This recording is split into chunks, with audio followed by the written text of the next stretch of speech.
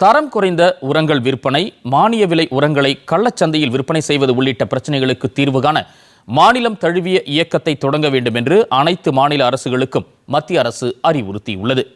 இதுகுறித்து மாநிலங்கள், யூனியன் பிரதேசங்களின் முதலமைச்சர்களுக்கு மத்திய வேளாண் துறை அமைச்சர் சிவராஜ் சிங் சௌகான் எழுதியுள்ள கடிதத்தில், விவசாயம் இந்திய பொருளாதாரத்தின் முதுகெலும்பு என்றும் விவசாயிகளின் வருமானத்தை உறுதி செய்ய அவர்களுக்கு உரிய நேரத்தில் மலிவு விலையில் தரமான உரங்கள் கிடைக்க செய்வது அவசியம் என்றும் தெரிவித்துள்ளார்.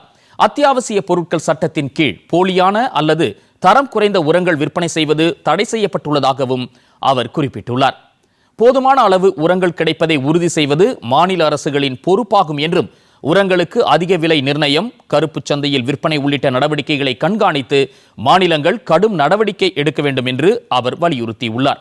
முறைகேட்டில் ஈடுபடுபவர்களின் விற்பனை உரிமங்களை ரத்து செய்தல், அவர்கள் மீது வழக்கு பதிவு செய்வது உள்ளிட்ட சட்ட நடவடிக்கைகளை மேற்கொள்ள வேண்டும் என்றும் மாநில அரசுகளை மத்திய அமைச்சர் சிவராஜ் சிங் சௌகான் கேட்டுக் கொண்டுள்ளார்.